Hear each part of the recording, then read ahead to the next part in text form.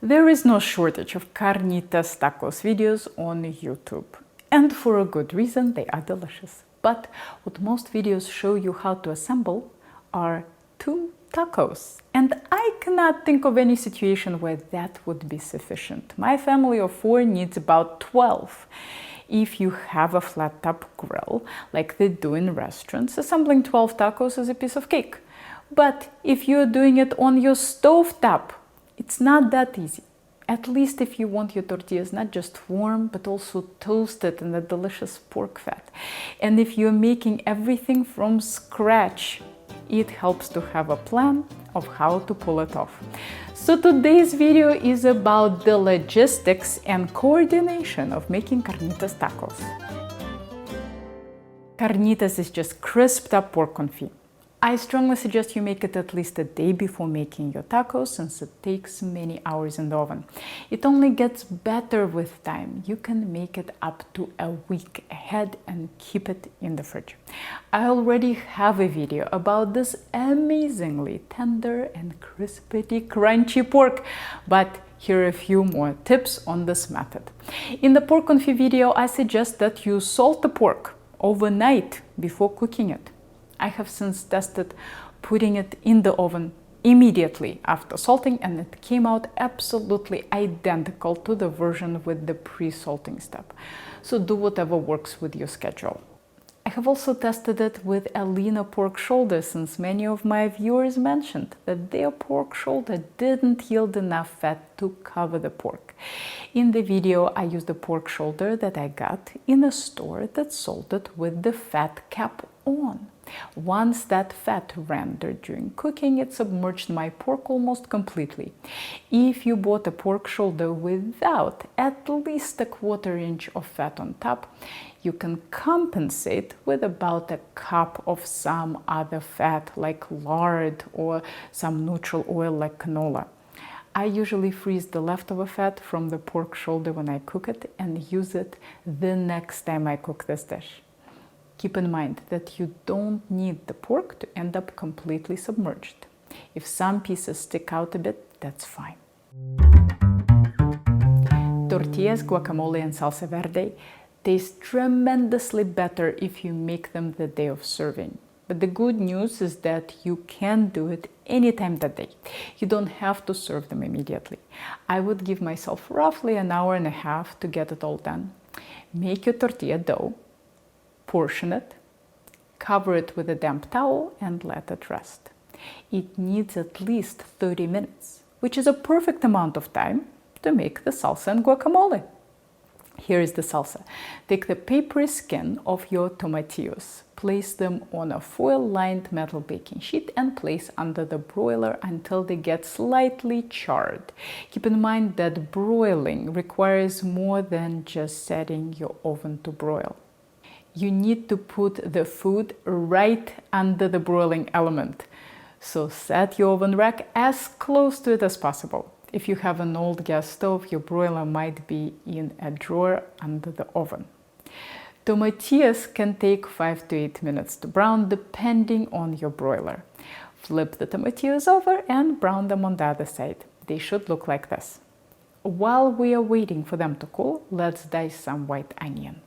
According to Rick Bayless, white is the best onion to use in Mexican dishes because it offers a good crunch but mild flavor. I couldn't agree more. As you can see, I was a bit indecisive about how much onion I should use, but eventually I settled on half an onion.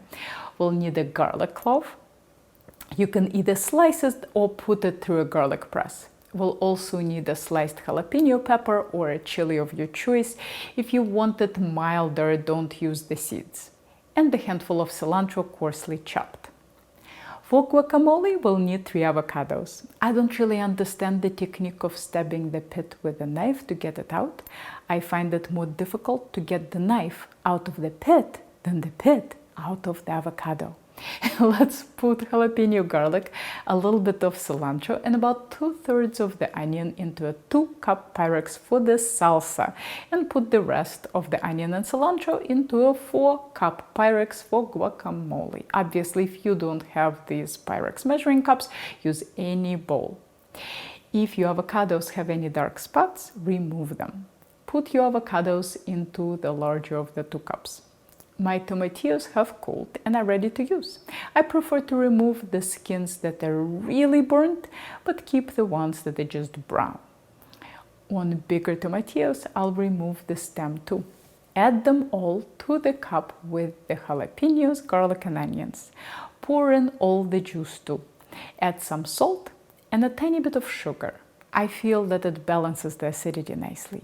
If I had really ripe tomatillos, I could get away without it, but these ones could really use a pinch of sugar.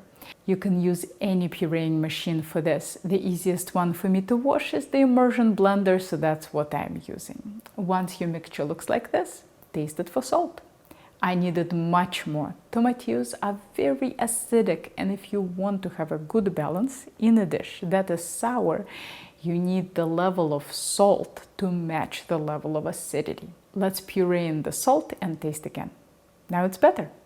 Here is my cup with the onions, cilantro and avocados for guacamole.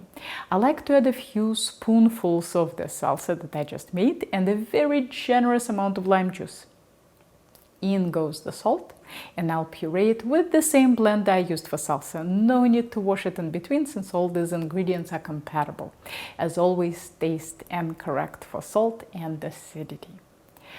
Put your salsa and guacamole into the fridge until you need them. And now it's time to press and cook the tortillas. Once your tortillas are done, cool them completely, wrap in a dry paper towel and place into a Ziploc bag until you're ready to serve. The final assembly is the fastest, but also the most hectic part of this dish. Start at about 15 minutes before you want to serve. Normally, I do it in 2 12-inch skillets, but since not all stoves can handle 2 large pans, I'll use a 12-inch and a 10-inch today. Set a large Teflon or cast iron skillet of a medium-high heat. There is no need to add extra fat, the pork has plenty of it. I measure it out by handfuls, so if I want 12 tacos, I add 12 handfuls. Obviously, all hands are different, so use your judgment. I'm just saying that it's easier to eyeball how much pork you want in 1 taco than how much pork you want in 12 tacos. I let my pork cook until it starts to crisp up. Then I give it a stir and let it crisp up again. While the second side is crisping up, I add a little pork fat to the second pan to toast my tortillas. A 10-inch pan fits 3. My pork crisped up again, and I can give it another stir. My tortillas are starting to get toasty and are ready to flip. I only give them 20 seconds or so on the second side. I want the side to get hot, but to stay soft. I'll flip them back to the first side. That's the one I want to get slightly crispy. Okay, my tortillas are ready to come out, and my pork is ready to come out as well. Now I have more room to toast my tortillas. My 12-inch pan can fit 4 and my 10-inch pan can fit 3. Give them a few flips. When they are close, I turn off the pans but keep the tortillas in them so that they stay hot. By the way, that serving platter you see in the back was warmed up in the oven before I started assembly.